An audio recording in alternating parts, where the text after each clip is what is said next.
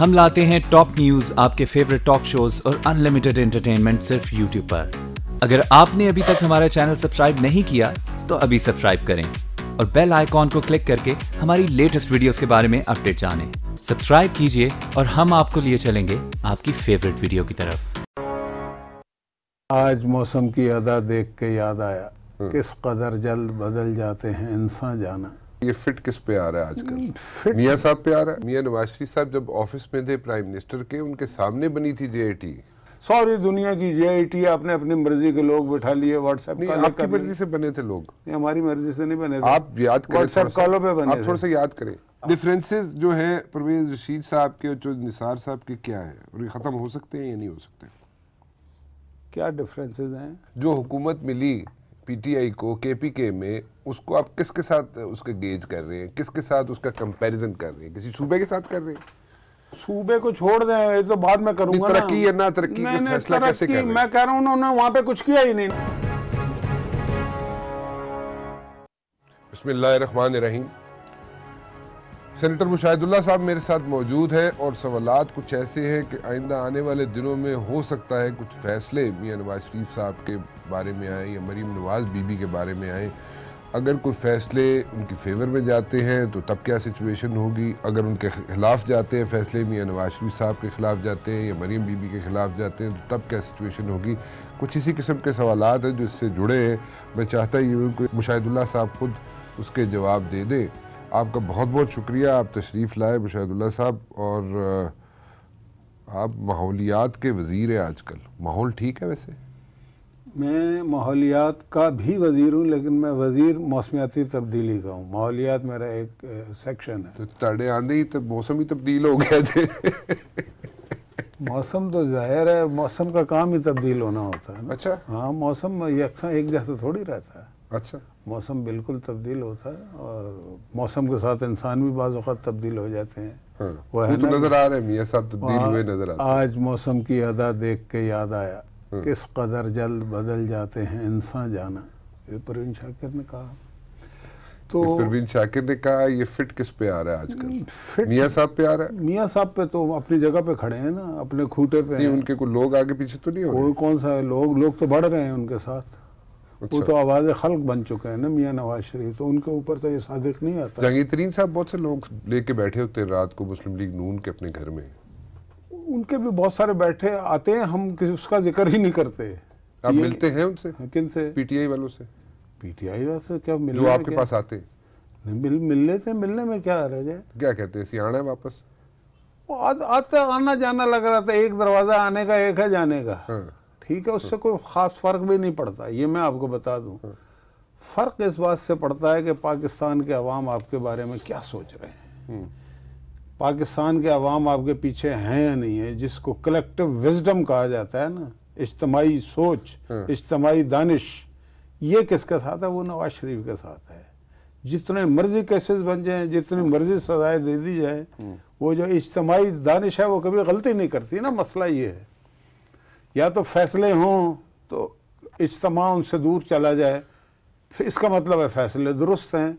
और अगर लोग उनकी तरफ ज़्यादा बढ़ रहे हैं, लपक रहे हैं, उबल रहे हैं, तो फिर इसका मतलब है कि फैसले उन्होंने तस्लीम नहीं। मियां साहब की तरफ ज़्यादा लोग आ रहे हैं या मरियम बीबी की तरफ आ रहे हैं?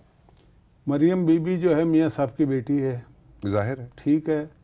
और लीडर एक ही होता है पार्टी में, और वो एक ही है, उसका नाम मोहम्मद नवाज शरीफ है। मरियम, इसमें कोई शक नहीं है कि वो जितनी जल्दी तेज़ी के साथ इमर्ज हुई है, पाकिस्तान में इसकी मिसाल माजी में मिलती ही नहीं है, इतनी तेज़ी से इमर्ज होना। और वो बहुत तेज़ी से कनेक्ट करती है, बड़ी जुर्रत से और बड़ी संभाल के और बड़े अच्छे अल्फाज अपनी तकरीर में इस्तेमाल करती है। तकरीर भी बहुत अच्छी करती है। और उसने जिस तरह से मीडिया को, सोशल मीडिया को मैनेज किया है, और बहुत सारा उसका एक रोल है पार्टी में।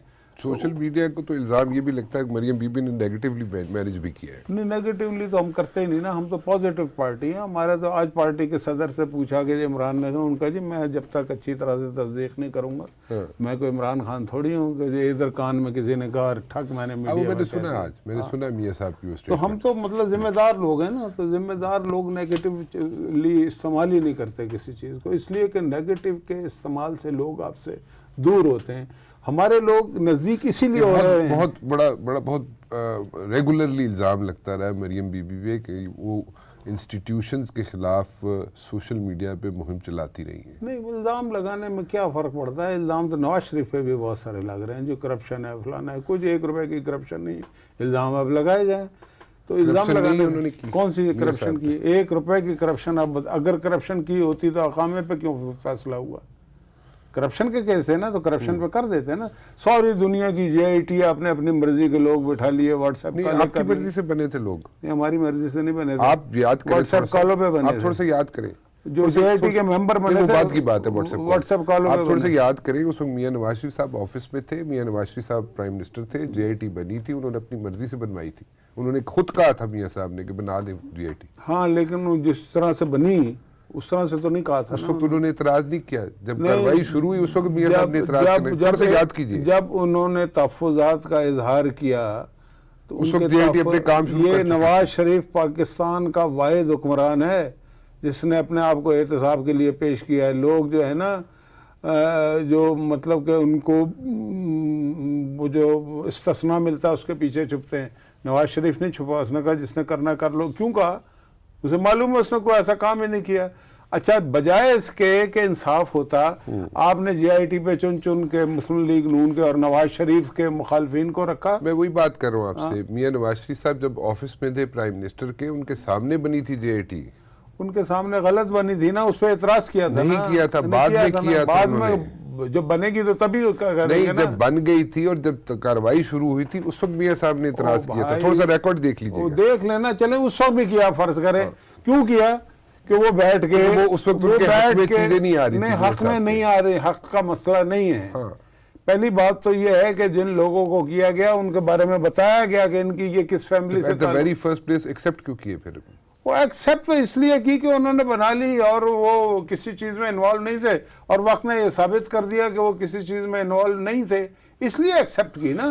तो जो लोग इन्वॉल्व होते हैं वो तो भागते हैं ना, वो तो अपने आप को पेश ही नहीं करते। ये साहब इतना समझ नहीं रहे थे कि उस वक्त गेज नहीं कर सके कि इसकी क्या कितनी जोरदार किस्म का इसका रिएक्शन आ सकता है जुडिशरी से। शायद वो ये गेज नहीं कर सके। हो सकता है ये गेज ना कर सक रहे हो कि इस मुल्क में ताजीरें और हदूद उन्हीं लोगों पे लगती हैं जो इस मुल्क के निजात दहिंदा होते हैं, चाहे वो कायदे आज़म हो, चाहे वो मादर मिल्लत हो, चाहे वो मौलवी तमीज़ुद्दीन हो, चाहे वो नवाज शरीफ हो। ये गेज नहीं कर सके थे वो। इस बारे में मैं आपकी बात को तस्लीम करता हूँ। और बजाय इसके कि इंसाफ किया जाता, नहीं हुआ ना। वो बैठ के ऐसी बातें हो रही हैं, ऐसे रिमार्क्स दिए जा रहे हैं, फलाना चोर है, ये है, वो है, बच्चों के बारे में बुरी बातें, उनकी तस्वीरें रिलीज हो रही हैं, उनके दामाद को बुरा भला झूठा और दरोग और अल्लाह जाने क्या कहे। JIT ने कहा ना। ये मियां नवाज शरीफ साहब का जो ग्राफ है, जब मियां नवाज शरीफ साहब ने अपना PM का ऑफिस छोड़ा, प्राइम मिनिस्टर का ऑफिस छोड़ा और अदालत ने उनके खिलाफ फैसला दिया, उस दिन से लेके अब तक मियां नवाज शरीफ साहब का ग्राफ ऊपर जा रहा है और PTI का ग्राफ नीचे आ रहा है। उससे पहले PTI का ग्राफ ऊपर था, मियां साहब का ग्राफ नीचे था। What's the reason? उससे पहले भी PTI का ग्राफ ऊपर नहीं था, इसलिए कि देखे ना, मेरी बात तो सुने ना मेरे भाई। देखो ना, ग्राफ को मापने के और गेज करने के क्या तरीके होते हैं। इलेक्शन होता है ना, इलेक्शन है। देखिए आपको जो फॉलोइंग मिली, जो आपने नैरेटिव सेल किया आवाम को, वो उन लोगों ने बाय किया। नहीं, मेरी बात तो सुने ना। मैं तो उस नैरेटिव से पहले, आप कह रहे हैं ना उनका ग्राफ ऊपर जा रहा था, मैं कह रहा हूँ नहीं जा रहा था, इसलिए कि उस वक्त भी सारे इलेक्शन, बाई इलेक्शन हमसे वो हारे। बाई इलेक्शन तो नहीं ना गेज कर सकते। नहीं, गेज होता है। नहीं, गवर्नमेंट का होता है। बाई इलेक्शन तो होता ही गवर्नमेंट का। नहीं, ये किसने कहा? जो सिटिंग गवर्नमेंट है मेजोरिटी की सीटें वही उठाती है। जहांगीर तरीन नहीं जीता गवर्नमेंट हमारी होते हुए। कौन? जहांगीर तरीन। वन ऑड हो या कुछ हो, देखें अगर ऐसा है ना, तो पिए ना, अगर ऐसा है तो फिर उनको नहीं लड़ना चाहिए ना इलेक्शन। क्यों लड़ते हैं? जहांगीर तरीन को, किसी को भी, मतलब गवर्नमेंट ने ही जीतना है तो लड़ते क्यों है? तो बात यह है, देखें 2013 के इलेक्शन में जो पोजीशन थी PTI की, वो बतदरीज इसलिए रिड्यूस हो रही थी या है हो रही है कि उन्हें जो मैंडेट मिला ना, उन्होंने उस मैंडेट की खुद तौहीन की। या ऐसा तो नहीं था कि उसके बाद PTI को सेल करने के लिए कुछ नहीं रहा?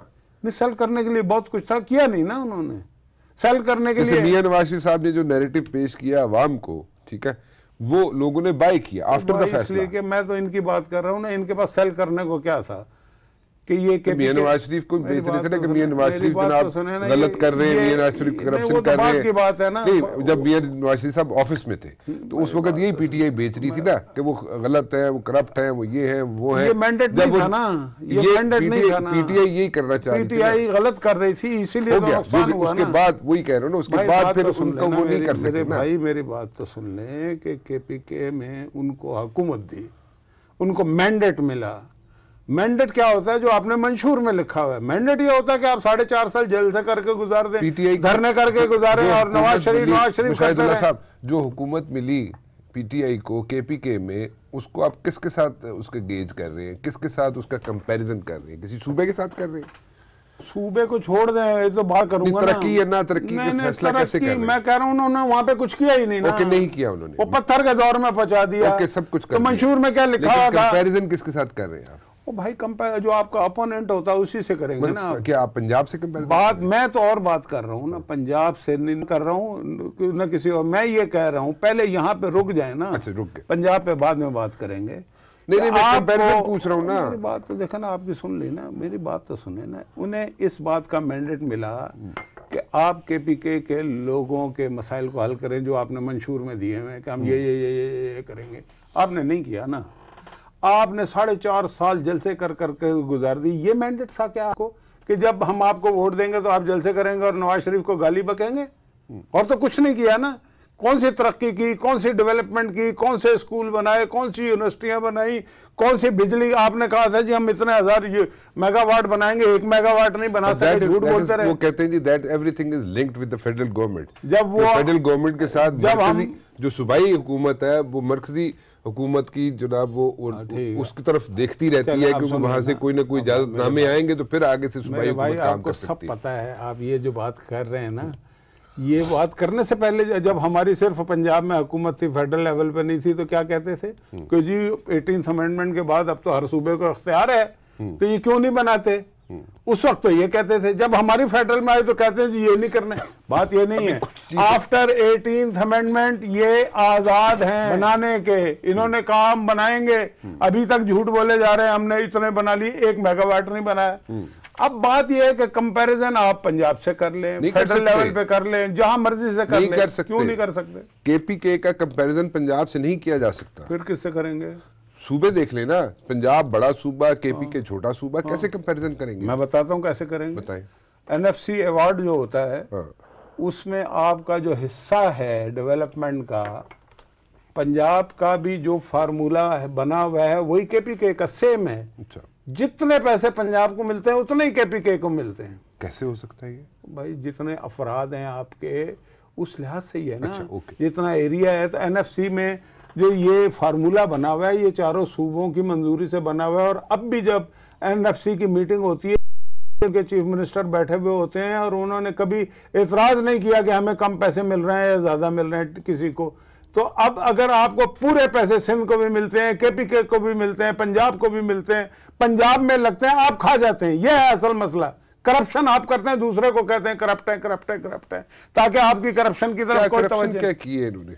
इनके वजीरों से पूछें। हमारा कोई वजीर हमें नहीं कहता कि आपने करप्शन की, इनके वजीर इन्हें कहते हैं। इन्होंने एहतसाब कमीशन क्यों खत्म किया? करप्शन की है तो खत्म किया है ना। क्यों एहतसाब का इदारा नहीं है? वो बाकी तीनों सूबों में है, इनके सूबे में इन्होंने खत्म कर दिया है। इनके क्या वजीर नहीं कहते कि इमरान खान करप्शन करता है, चीफ मिनिस्टर करप्शन करता है, जहांगीर तरीन करप्शन करता है? कहते हैं ना। हमारे यहाँ तो ये बात नहीं कहते। अच्छा चलें, कहते हैं, बिल्कुल ठीक कह रहे हैं आप। कहते हैं इनके वजीर कहते हैं पीटीआई के कि ये करप्शन करते हैं। आप थोड़ा सा आइडेंटिफाई कर देना कोई एक आध करप्शन बड़ी सी। ओ भाई बात ये है, पहली बात तो ये है कि वहाँ पे जो माइनिंग में इन्होंने ठेके, जहांगीर तरीन के ठेके केपीके में क्यों हैं, मुझे ये बता दें। क्या ये करप्शन नहीं है?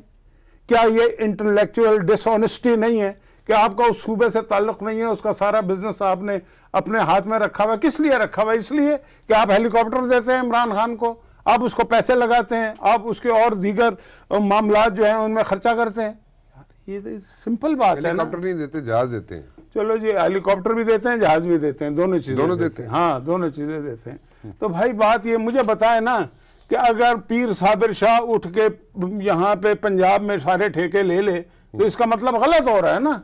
तो जहांगीर तरीन लोधरा से उठ के अगर KPK की सारी माइनिंग जो है उसके हवाले ये कर देते हैं, बल्कि सूबा उसके हवाले कर देते हैं कि ये चलाएगा, क्यों भाई? इसका मतलब है आप गड़बड़ कर रहे हैं और आपके वजीर ये कह रहे हैं, मैं नहीं कह रहा, ये आपके वजीर कह रहे हैं। पंजाब का कोई वजीर शहबाज शरीफ को नहीं कहता, फेडरल लेवल पे कोई वजीर नवाज शरीफ को। सपोजिटली नेगेटिव फैसला आता है और कोई गलत उनके फेवर में नहीं आता फैसला, मियाँ साहब के या मरियम बीबी के फेवर में फैसला नहीं आता, कोई सज़ा हो जाती है, आप लोग कहाँ स्टैंड करते हैं? पहले सज़ा मुशर्रफ के दौर में मियाँ साहब को नहीं हुई थी, 27 साल कैद। मेरे बात चले गए थे ना, चले गए थे या नहीं गए थे वो तो बात की बात है, आपके मैं सवाल को फोकस करें। सज़ा हुई थी ना, हाईजैकर डिक्लेयर किया था ना, 27 साल का सजा हुई थी ना, हेलीकॉप्टर केस बना था ना, फिर चले गए थे ना। मेरी बात तो सुन लेना, चले तो गए थे, मेरी बात तो सुने। हुदैबिया जो अब दोबारा चल रहा है, ये भी उस वक्त चला था या नहीं चला था? अजीजिया वजीजिया ये तो दोबारा चल रहे हैं ना। लेकिन उसका बाद बॉटम लाइन ये है कि फिर वो वजीर आजम बन गया, ये बॉटम लाइन है। So what you are saying is, मैं आप ही को रिपीट कर रहा हूं, what you are saying is कि he is a survivor. Mian Nawaz Sharif बता रहा हूँ ना, जिसने ये सारा कुछ किया वो बाहर बैठा हुआ, उस पर कोई पाबंदी हमने लगाई हुई कि आ सकता है या नहीं, नहीं आ सकता। और नवाज शरीफ भिजवाया भी आपने ही उसी को, आप मुशर्रफ की बात करें। वो मुशर्रफ ने तो खुद बता दिया ना किसने भिजवाया। किसने भिजवाया? उसने बताया नहीं, आपने सुना नहीं, आप हर बात सुनते हैं आप ये वाली बात नहीं सुनी आपने? मैंने नहीं सुनी, आपने सुनी हुई है। उसने साफ कह दिया कि राहिल शरीफ के जरिए से हमने अदालतों पर दबाव डाला और मैं इसके नतीजे में यहाँ आया हूँ, और उस पे इस बात पे मुकदमा चलना चाहिए। तो ये बात हुकूमत तो आपकी गई, हुकूमत हमारी है, ठीक है, ये हमारी तो राहिल शरीफ साहब जो थे वो तो चीफ ऑफ आर्मी स्टाफ थे और चीफ एग्जीक्यूटिव मियां नवाज शरीफ साहब थे।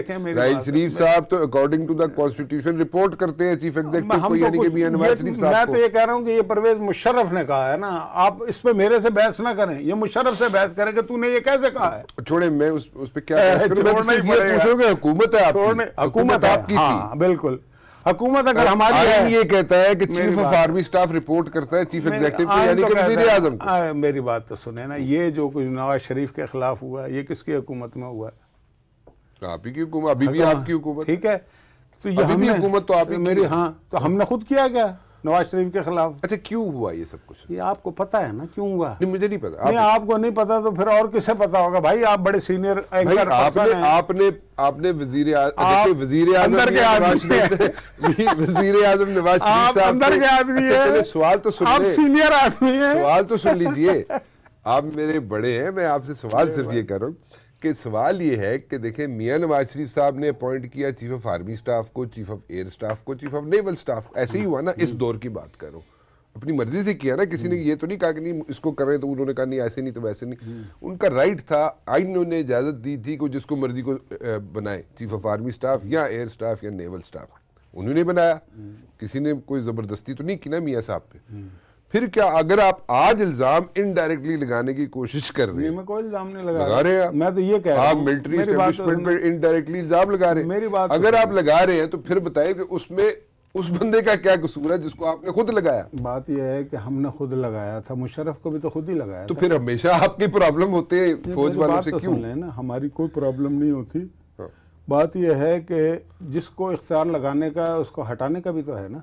बिल्कुल है, आपने हटाए भी। अच्छा, मुशर्रफ को जब हटाया तो उन्होंने क्या किया था? फिर किसी और तरीके से मुशर्रफ को हटाते तो मेरे ख्याल में मुशर्रफ कभी आते ही नहीं। छोड़े, ये this is none of your business. जैसे पहले चीफ ऑफ आर्मी स्टाफ को आपने हटाया था, जो उससे पहले मुशर्रफ से पहले जो चीफ ऑफ आर्मी स्टाफ था या चीफ ऑफ नेवल स्टाफ था, जिस तरह मियां साहब ने उन्हें हटाया था बुला के, इसी तरह मुशर्रफ को भी आप बुला के निकाल देते तो मेरे ख्याल में इतना रोला ही ना पड़ता। ये प्रोग्रेटिव निकालने वाले का है ना, वो आपकी मर्जी, लेकिन इतना ड्रामा। जब बात ये है पेट्रोल, आप आधी बात में तो उनकी फेवर कर रहे हैं, यहाँ आप दलाल दे रहे हैं कि जी यूं निकालते। मैं तो ये कह रहा हूँ जैसे पहले चीफ को निकाला उसी तरह मुशर्रफ को निकाल देते। कह रहा हूँ ना कि उसको निकाला, आप बात बॉटम लाइन पे करें ना, लगाने का जिसे इख्तियार है वो जैसे मर्जी लगाए, जैसे मर्जी निकाले। ऐसा ही होता है। सबके जहाज में ऊपर बैठा हुआ है, उसको कोई इंडिया उतार दो। उससे पहले वो जो आपने किताबें नहीं पढ़ी, कितनी किताबें लिखी गई, उनके करीबी साथियों ने क्या कहा है मुशर्रफ के, ये सारा पहले से प्लान था, नवाज शरीफ के खिलाफ टॉपल कर रहे थे उसको। क्या बात कर रहे हैं अब आप ऐसी बातों पे जिस पे डॉक्यूमेंटेड है, उस पर मैं क्या बहस करूं? जनरल जैनी ने अपनी जो इनका दोस्त था क्या लिखा अपनी किताब में? छोड़े इन बातों को, ये पुरानी हो गई है। मैं तो इतनी सी तो बात जा ही नहीं रहा। मैंने तो इतनी बात तो की है, बात कर रहा हूं। मैं तो, आपने कहा ना हमने भेजा, मैंने ये कहा कि उसने खुद अपने इंटरव्यू में कहा कि मुझे ऐसे भेजा। छोड़े, अब की बात करें। तो अब की बात क्या करें? आपकी बात, गुजारिश ये की थी आपसे कि मैंने कहा कि आपने इनडायरेक्टली आप लोग मिलिट्री एस्टेब्लिशमेंट को इल्जाम देते हैं कि जनाब उनकी वजह से ये सब कुछ क्या, कैसे, कौन देता है? मुझे अल्फाज बताए ना, क्या कहा? आपने मुझे कहा जी आपको सब कुछ पता है। हाँ, तो आपको पता है ना, तो क्या आपको नहीं पता? भाई मैंने क्यों कहा आपको? हाँ। इसलिए कि आप एक सीनियर एंकर पर्सन हैं, आप आज के नए कोई लौंडे नहीं हैं आप मतलब पुराने आदमी हैं। तो ये जो पुराने जो इतना पुराना भी ना बनाए ना कि सारा काम ही खराब हो जाए। चलो इतने भी पुराने नहीं है कि नए भी तो नहीं है ना भाई। तो आप लोगों को सब पता तो होता है ना, मतलब जिस तरह हमें बहुत सारी बातें पता होती है, आपको भी होती है पता, बल्कि हो सकता है आपको हमसे ज्यादा पता होती है हमेशा। मैं ये तो जिन बातों का आपको पता है वो मेरे से क्यों पूछते हैं? तो आपसे पूछूंगा ना, तो और किससे? और अगर मैं, आप अपने तौर पे खुद से कह रहे हैं हम इल्जाम लगा रहे हैं, हमने कौन सा इल्जाम लगाया भाई? आपके ख्याल में आप जो अब कह रहे हैं, जो आपने इनडायरेक्टली इल्जाम लगा रहे थे कि आप मिलिट्री एस्टेब्लिशमेंट को इनडायरेक्टली इल्जाम लगा रहे थे। क्या इल्जाम लगाया मैंने? कि भाई आपको पता है सब कुछ कौन कर रहा है, तो भाई कौन कर रहा है? मैं तो ये कह रहा हूँ पीपल्स पार्टी कर रही है कि दो अहम रुकन है, एक दूसरे के खिलाफ मीडिया में आके बोलते हैं। राय होता है, उससे कोई फर्क नहीं पड़ता। सियासी जमात है ना, ये कोई फौज थोड़ी है कि बोल रही नहीं है। ये यहाँ तो बात करते हैं ना लोग, सियासी जमात है ना, डेमोक्रेसी है। पब्लिकली यस, डेमोक्रेसी में पब्लिकली ही होती है। डोंट यू थिंक कि ये बड़ा नेगेटिव इम्पैक्ट उस सूरत में पड़े जब हमारे से लोग टूट के परे जा रहे हो, तो रोजाना बढ़ रहे हैं। की बात नहीं, टूटने की बात नहीं। मैं ये देखे, परवेज रशीद साहब भी एक सीनियर आदमी, मुस्लिम लीग नून के, जिस तरह आप सीनियर, परवेज इलाही साहब अपना जो निसार साहब भी बहुत सीनियर लोग आदमी है अपना नून लीग के, और मियां साहब के पुराने दोस्त हैं। ठीक है, फिर मसला क्या है? पब्लिक के लिए इतने हार्श स्टेटमेंट से देखें, बात ये है, ये डॉन लीग्स का इशू तो नहीं है। आप मेरे पुराने जानने वाले हैं ना, बहुत पुराने है ना, बहुत पुराने, भाइयों वाला हमारा आपस में रिश्ता बिल्कुल है, ठीक है, बिल्कुल है। लेकिन मुख्तलिफ इश्यूज के बारे में आपकी और मेरी राय मुख्तलिफ है ना। बिल्कुल ठीक है। तो मैं जाके टीवी पे तो नहीं बोलूंगा ना। भाई टीवी पे आप उस वक्त बोलेंगे जब आप मेरी पार्टी में होंगे तो बोल भी देंगे। क्यों मैं बोलूं? उसमें कोई हर्ज नहीं है ना। क्यों हर्ज नहीं है? मेरी बात सुने, मेरी पार्टी का आइन गलत जस्टिफाई कर रहे हैं। मेरी बात सुने ना, मेरी पार्टी का आइन उन्हें रोकता नहीं है। मैं कमरा बंद करके आपके साथ जितने मसाइल होंगे, जितनी इख्तिलाफ राय होगी, मैं उसमें आपको कमरा बंद करके आपके साथ, आइन उन्हें नहीं रोकता ये बात करने से। पर्सनल जो इख्तिलाफात होंगे मुझे, मैं आपको कमरा बंद करके आपसे लड़ूंगा। वो ठीक है, वो पर्सनल, ये सियासी बात है। सियासी जो है वो भी जो है मैं अपनी पार्टी की लीडरशिप को बिठा के उसको सॉर्ट आउट कराऊंगा। सियासी जो है ना, हमारी पार्टी का आइन इन्हें रोकता नहीं बयान देने से, दोनों को। तो अगर नहीं रोकता, वो खुद से रोकता नहीं है, या आप लोग रोक नहीं सकते दोनों को? नहीं, ये बात नहीं है, रोक भी सकते हैं, लेकिन उनके रोकना चाहते नहीं है। उनके ऊपर कोई ताजीर नहीं लगती ना इस बात में, ना निसार अली खान भी लगती है, ना परवेज रशीद में लगती है। आपने ये दिया नहीं है दोनों के दरमियान। डॉन लीक्स का क्या इशू है? डॉन लीक्स पता है कि चौधरी निसार साहब इंटीरियर मिनिस्टर थे, परवेज रशीद साहब जो ना इंफॉर्मेशन मिनिस्टर थे, और ये डॉन लीक्स का कोई इशू हो कि जनाब परवेज रशीद साहब समझते हो कि चौधरी निसार साहब ने मुझे इम्प्लीमेंट कर दिया, उसमें इम्प्लाई कर दिया, और मैं हो गया था और मैं निकल गया, मुझे निकाल दिया गया अपनी मिनिस्ट्री से, और चौधरी निसार साहब ने मुझे सेव नहीं किया। ये तो नहीं है कोई ऐसी चीज़। भाईजान वो तो उसकी रिपोर्ट आएगी तो पता लगेगा ना, अभी रिपोर्ट तो आई नहीं है उसकी। तो जब रिपोर्ट आएगी तभी तबसरा कर सकते हैं कि भाई किसने क्या किया था, किसने क्या नहीं किया था, ये वाकई ये वजह है भी या नहीं है। तो ये तो रिपोर्ट नहीं है, तो सीधी सी बात है ना, ये तो नहीं, सीधी ही सी बात। रिपोर्ट का क्या ताल्लुक है? रिपोर्ट उसके बारे में कमीशन बनाना है। इस पे रिपोर्ट का कौन सा ताल्लुक है? ये तो हिस्ट्री है ना। आप डॉन लीक्स की बात कर रहे हैं ना। परवेज रशीद साहब को मैं पूछ रहा हूँ, डॉन लीक्स की रिपोर्ट क्या ये रीजन नहीं था कि 39 मिनट्स की कॉल परवेज रशीद साहब ने की, और वो 39 मिनट्स की कॉल परवेज रशीद साहब ने पीएम हाउस में की, और इतनी लंबी कॉल की उसमें जो गुफ्तगू हुई वो रीजन बना परवेज रशीद साहब ने घर जाने का? क्या कमेटी बनी ना, उसकी कोई रिपोर्ट है ना। मैं तो परवेज रशीद साहब की बात कर रहा हूँ कि क्या ये रीजन तो नहीं बना कि वो समझते हो कि जनाब चौधरी निसार बैठे हुए थे, इंटीरियर मिनिस्टर, उन्होंने मुझे सेव नहीं किया, मुझे मिनिस्ट्री छोड़नी पड़ गई। मैंने रिजाइन किया था ना, लोगों ने बड़ी बातें की कि जी नवाज शरीफ ने करवाया, फलाने ने, कुछ नहीं, एक था इंटरव्यू दे दिया, अल्लाह खैर सल्ला। मैं यही तो कह रहा हूँ, या तो ये चीज़ें जब तक देखें ना, सर्टिफाइड बात करनी चाहिए ना, ऐसे तो हवा में तो मैं नहीं कर सकता ना बात। चौधरी निसार साहब आइंदा खड़े होंगे शहबाज शरीफ साहब के साथ?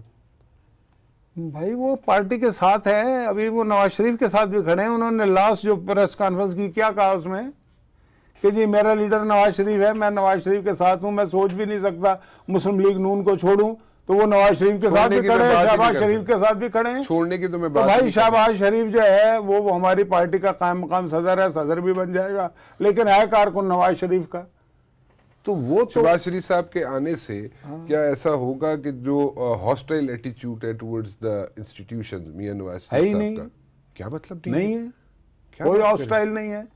इंस्टीट्यूशन का भी तो हो सकता है ना उनके खिलाफ हॉस्टाइल एटीट्यूड। चलिए ठीक है, वो आपकी अपनी राय है, लेकिन मैं सिर्फ ये कह रहा हूँ कि जो मियां साहब का हॉस्टाइल एटीट्यूड है टुवर्ड्स द इंस्टीट्यूशंस, वो शहबाज शरीफ साहब के आने से कम हो जाएगा या उसी तरह रहेगा, या एक ग्रुप नवाज शरीफ साहब वाला उसी तरह हॉस्टाइल रहेगा और शहबाज शरीफ साहब जो है वो मेलो एटीट्यूड। मेरी बात सुन लेना, इसका जवाब सुन लें। बात यह है कि नवाज शरीफ वजीर आजम था 28 जुलाई तक, उसके खिलाफ एक जाली केस चला।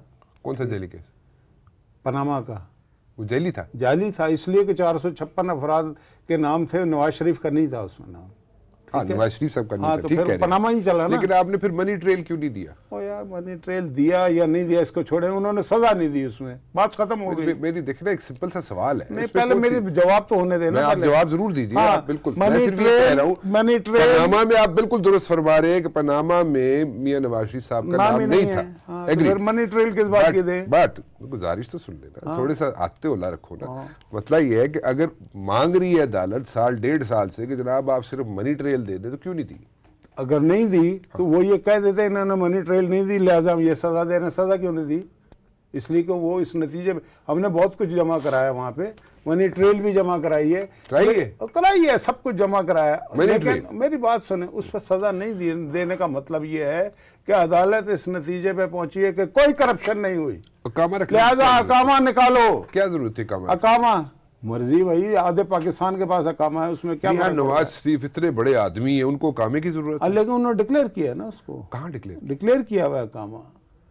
हाँ, वो तनख्वाह जो मुबैना तनख्वाह जो ली नहीं, छोड़े, उसी में सजा दी ना। छोड़े क्यों? मैं ये पूछ रहा हूँ, छोड़े क्यों सजा? देखिए आप जैसा आदमी जो स्टूडेंट लीडर रहा है, यूनियंस का लीडर रहा है, आप अगर खड़े हो जाए दुबई के एयरपोर्ट पे तो आपको उधर खड़े खड़े वीजा मिल जाता है। तो मियां साहब ने क्यों रखा अकामा? इसलिए कि वीजा मिले। उनको सजा अकामा रखने पे नहीं हुई, वीजा होता है ना, वीजा ये ना अकाउंट खुल जाता है, वहाँ पे वीजा मिल जाता है। दी गई कि बच्चे से तनख्वाह जो ली वो डिक्लेयर नहीं की, ये है ना बात। देखें ना जो बात है वो करें। मेरे सिर्फ इस चीज की बात कर, मैं उस डिसीजन पे नहीं जा रहा, मैं तो आपसे सवाल डिफरेंट जा रहा हूँ। नहीं, क्यों नहीं कर रहे? मैं उस पे क्यों, मैं वो हो गया डिसीजन जो होना था। आप एक तरफ बात वो कर रहे हैं कि जनाब वो पनामा का केस था, मैं कह रहा हूँ, मैं तो मान रहा हूँ कि पनामा के केस में मियां नवाज शरीफ का नाम ही नहीं था। इमरान खान भी कह रहा है गलत हुआ फैसला। अब बोले कौन? इमरान खान? मेरा क्या लगता है जी, मेरे तो अपने सवाल है। मतलब मैं कोई इमरान खान से पूछ के आऊंगा कि मैंने क्या सवाल नहीं कर रहे भाई, एक वो लीडर तो है ना, जो भी है होगा लीडर जी, आप लोगों के लीडर है। आप भी कह रहे हैं कि ये गलत हुआ फैसला, तो अब जब नवाज शरीफ भी कह रहा है गलत हुआ है, नहीं, मैं तो सिर्फ उनका अपोनेंट भी कह रहा है। मैं तो सिर्फ ये पूछ रहा हूँ, एक इनोसेंटली पूछ रहा हूँ एक चीज कि भाई आप जैसा बंदा खड़ा हो जाए वहां पे एयरपोर्ट के ऊपर, दुबई के ऊपर, तो उसको वीजा मिल जाएगा खड़े खड़े वहां पे। तो क्या जरूरत थी रखने की? पुरानी बात है ये। तो देखना इससे फर्क क्या पड़ता है, अगर ले भी लिया क्या फर्क पड़ता है?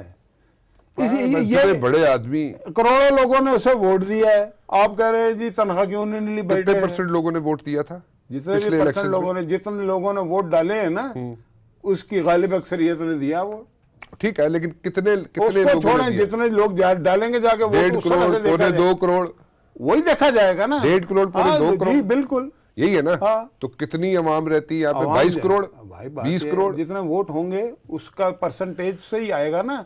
सारी दुनिया में ऐसे ही होता है। सारी दुनिया में ये कोई नहीं कहता कि मुल्क की आबादी कितनी है। इंडिया की आबादी है 1 अरब 27.5 करोड़। कितने वोट पड़ते हैं जीतने वाली पार्टी को? कितने पड़ते हैं? कितना पड़ते? चंद करोड़। चंद करोड़ को 1 अरब वोट तो नहीं पड़ता ना। परसेंटेज बताए मुझे। परसेंटेज दुनिया भर में 20%, 25%, 35% यही होती है। हमारे यहाँ भी यही होती है जो दुनिया में होती है, इंडिया समेत। मुशाहिदुल्लाह साहब, हाँ जी, मुझे एक बात बताइए, आप लोगों की एक नई स्ट्रेटजी ये तो नहीं है कि आप लोगों ने बिहाइंड द सीन एक आई वुड से कि डिप्लोमेटिक एफर्ट्स शुरू करनी है आइंदा आने वाले दिनों में पीपल्स पार्टी के साथ, ताकि पीपल्स पार्टी के साथ भी आपके ताल्लुकात अच्छे हों, ठीक है? और पीपल्स पार्टी कोशिश करेगी कि आपसे परे रहे, क्योंकि आपके साथ मिलने का मकसद ये है कि पीपल्स पार्टी फिर इस्टेब्लिशमेंट को नाराज़ कर देगी। तो लेकिन आप कोशिश करेंगे कि उनको साथ मिला के चले, ऐसा ही है? नहीं, इस्टेब्लिशमेंट की पार्टी है पीपल पार्टी, आप ये कहना चाह रहे हैं? पहले तो ये बताएं ना। नाराज तो नहीं कर सकते ना सबको इस वक्त, तो आपके ऊपर पीपल पार्टी तो कहती है हम तो एंटी इस्टेब्लिशमेंट पार्टी है, आप उसे इस्टेब्लिशमेंट की पार्टी बना रहे हैं। मैं तो हाँ, मैं तो सवाल करूँ, सवाल मैं तो नहीं बना रहा, वो है या नहीं है वो खुद जवाब दें। आपने सवाल में ये कहा है ना कि वो इसलिए नहीं कि वो इस्टेब्लिशमेंट उनसे नाराज हो जाए, इसका मतलब ये है कि वो इस्टेब्लिशमेंट की पार्टी हुए ना। वो ये कहते हैं हम तो एंटी इस्टेब्लिशमेंट पार्टी। बात ठीक है, ओके, वो एंटी इस्टेब्लिशमेंट हो गया, आपकी एक बात मान ली, मेरी ना माने, वो कहते हैं, मैं तो नहीं कहता। लेकिन आप तो ये कोशिश कर रहे हैं ना उनको अपने साथ मिलाने की। हम कोई कोशिश नहीं कर रहे, उनको ज़कात की शरह से तो वोट पड़ रहे हैं।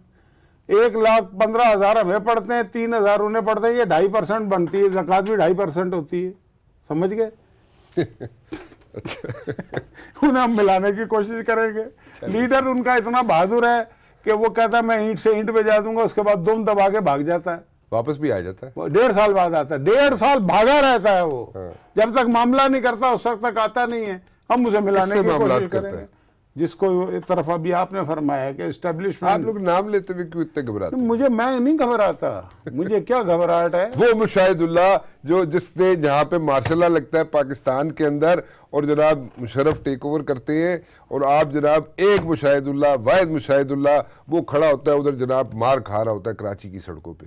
आज वो नाम भी लेने से डरता है। मैं नाम लेने, एस्टेब्लिशमेंट का नाम लेने में कौन सी ऐसा है? लेते क्यों नहीं आप? डरते क्यों हैं? तो मैं, मुझे क्या डर पड़ा अब है? क्यों डरना शुरू कर दिया? मुझे क्यों डर? उस वक्त नहीं डरे जब मार्शल लॉ लगा। भाई मैं किससे डरूंगा यार? मुझे क्या मतलब डरा के तू? एक आदमी ने मारे खाई है रोडों पे खड़े होकर कराची। क्या शेख मिलेगा तुझे गुलफिशानी करके, और क्या पाएगा तू तौहीन जवानी करके? और तू डराता है उन्हें आतिश दोज़ख से जो आग को पी जाते हैं पानी करके। मैं बढ़ के वाला नहीं, मैं ये कर दूंगा वो कर दूंगा, जब वक्त आएगा पता लग जाएगा। कराची में तो बड़ा कुछ कर रहे हैं, तो वक्त आएगा तो पता लगा। कराची में बिल्कुल कर रहे हैं, क्यों नहीं करें? कराची में इंशाल्लाह। कई चीजों का जवाब नहीं दिए वैसे आपने, गोल कर दिए। कौन सा? खुदा हाफिज़, मेहरबानी, थैंक यू। राना मुबशिर को इजाज़त दीजिए जी। I leave the rest to you जी। आप लोग डिसाइड करें क्या सही है क्या गलत है, और किन जो सवालात के जवाब मिले या नहीं मिले। फिलहाल राना मुबशिर को इजाज़त दीजिए। अल्लाह हाफिज़।